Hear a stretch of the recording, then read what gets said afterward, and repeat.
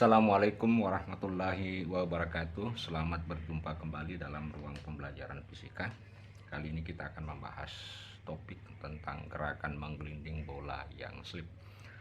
Baik, kita langsung saja masuk ke soalnya. Ada sebuah bola ditendang di bagian pusatnya, jadi pas daripada pusat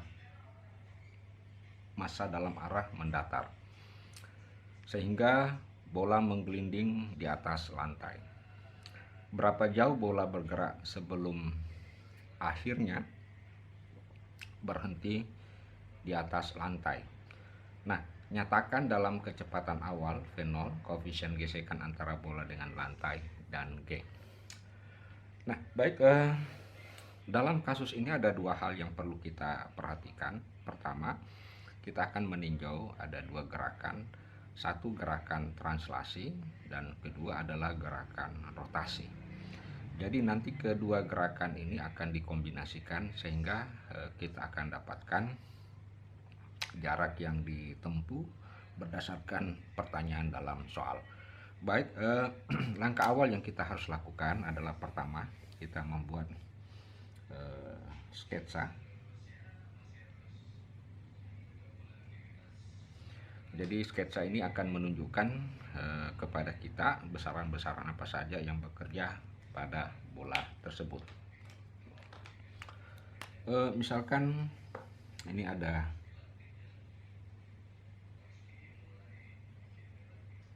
sebuah bola, terus kita gambar ke arah sini ya. Ya, ini lantai. Oke, kemudian dia bergerak dengan kecepatan awal V0. Nah, katakanlah ini ada jari-jari R. Nah, karena bola ini menggelinding, maka tentu ada gaya gesekan yang bekerja di bagian sini. Misalkan itu adalah gaya gesekannya adalah F, dan misalkan katakanlah titik di mana bola tersebut slip atau berhenti adalah sejauh jarak X.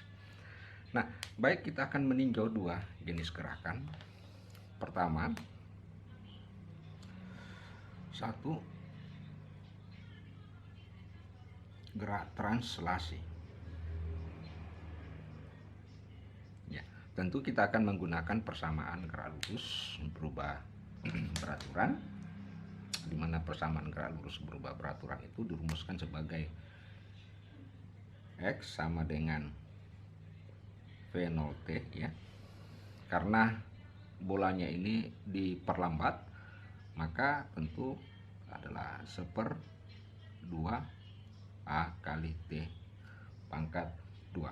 Nah, misalkan ini kita simpan sebagai persamaan pertama. Nah, jadi gaya yang menghambat daripada bola ini atau gerak translasi ini adalah F gaya gesekan sama dengan M kali A. Jadi sebenarnya arah gaya gesekannya minus, perlambatannya juga minus ya. Jadi perlambatannya minus berarti arahnya searah dengan F, sehingga kita dapatkan di sini bahwa A itu sama dengan F per M. Kita simpan sebagai persamaan 2. Nah, selanjutnya persamaan 2 ini kita masukkan ke persamaan 1. Jadi persamaan 2 kita substitusi ke persamaan 1, sehingga kita dapatkan bahwa X itu sama dengan ya, V0T dikurang 1/2. Ganti A nya dengan F T kuadrat per M, dan kita nyatakan sebagai persamaan 3. Jadi ini adalah jarak yang ditempuh oleh bola pada saat mulai ditendang hingga kembali berhenti. Nah, sekarang persoalan yang paling mendasar dalam hal ini adalah menentukan T-nya. Jadi kita harus menentukan berapa waktu yang dibutuhkan untuk menempuh jarak X. Nah, oleh karena itu kita gunakan yang berikutnya. Ada yang kita sebut dengan gerak rotasi, ya. Jadi gerak rotasi itu tentu ini adalah R, berarti kita dapatkan bahwa Fr sama dengan I kali alfa, ya. Dan kita ketahui bahwa untuk momen inersia daripada bola, ya, itu sama dengan 2/5, sehingga kita dapatkan Fr ini sama dengan 2/5 mr kuadrat, ya, kali alfa, sehingga kita dapatkan alfanya itu sama dengan, jadi alfanya itu sama dengan, dipindahkan ke sini R-nya mati 1, ya, mati 1, R-nya berarti 5F per 2 mr. Nah, ini kita simpan sebagai persamaan 4. Berarti kita sudah dapatkan persamaan Fr sama dengan 2/5 mr kuadrat, di mana alfa sama dengan 5 Fr kuadrat. Nah, selanjutnya apa yang akan kita lakukan terhadap ini? Nah, gerak rotasi juga, karena menyangkut gerak rotasi, maka kita akan berkenalan dengan omega kali alfa T, dengan catatan bahwa omega nolnya sama dengan 0, ya, dengan catatan omega nolnya sama dengan 0, sehingga kalau persamaan 4 dimasukkan ke persamaan ini, kita dapatkan, sehingga omega itu, ya, jadi alfanya ini kita ganti dengan ini, ya, sehingga kita dapatkan 5 Ft per 2 mr, atau saya tulis saja 5 Ft per 2 mr, dan disimpan sebagai persamaan ke-5. Nah, ini adalah omega yang kita dapatkan. Nah, selanjutnya kita kembali ke persoalan GLBB, ke persoalan gerak lurus berubah beraturan, ya, gerak lurus berubah beraturan, di mana V sama dengan V0 dikurang A kali T. Oke, kita ingat. Nah, kemudian V-nya ini kita ganti, jadi V ini saya ganti dengan omega R. Nah, ini saya tidak kali dengan, saya tidak ganti. Kenapa? Karena tadi omega nolnya sama dengan 0, ya, omega nolnya sama dengan 0. Kemudian A-nya kita ganti, A-nya itu sama dengan Ft per M. Sehingga kalau omeganya kita masukkan ke sini, jadi omega ini persamaan 5, ya, dimasukkan ke sini, ini persamaan 5 kita masukkan ke sini, maka kita dapatkan 5, ya, 5 Ft per 2M. Ada R-nya di sini, ada R-nya di sini, kan sudah hilang, ya.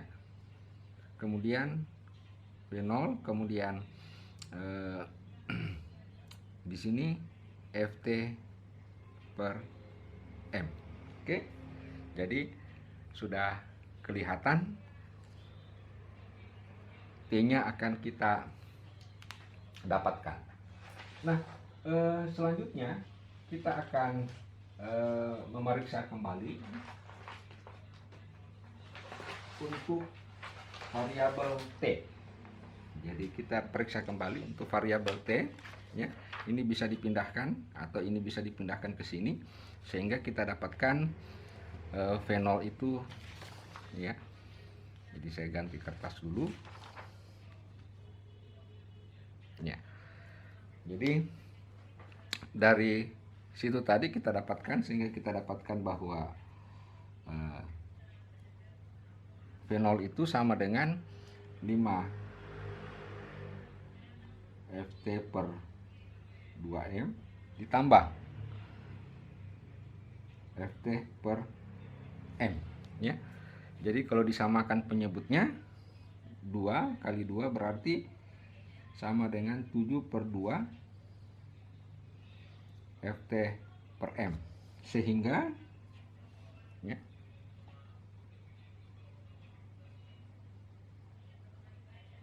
sehingga kita dapatkan nilai T itu ya, nilai T itu sama dengan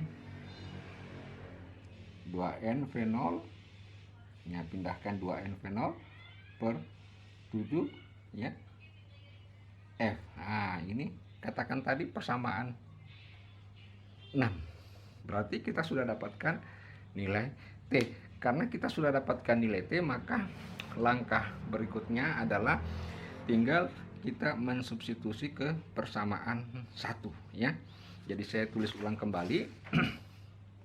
Persamaan 1 itu, dari persamaan 1 kita dapatkan X sama dengan fenol T kurang ya. Nah, A-nya langsung kita ganti dengan Fm ya, A-nya jadi 1/2 F per M ya, itu adalah A ya. Kemudian T kuadrat. Nah, inilah yang kita masukkan ke dalam persamaan ini untuk mengganti variabel T ya. Karena T di persamaan 6 kita sudah dapatkan, sehingga kita dapatkan fenol. Nah, T-nya sama dengan 2M fenol kali 7F ya. Kemudian kurang 1/2 F M. Nah, kemudian kita ganti 2 N fenol per 7F pangkat 2. Oke. Kemudian kita tinggal menyederhanakannya. Ini kali berarti 2M fenol kuadrat per 7F. Ini kurang ya. Kurang. Berarti ini 24, berarti 2 pangkat 2 4, jadi tinggal 2. Ada M1, ini M pangkat 2, jadi tinggal 1 ya, fenol. Nah, ini ada F ya, ada juga F di sini pangkat 2, berarti tinggal sisa. Kemudian 7 pangkat 7 49 F.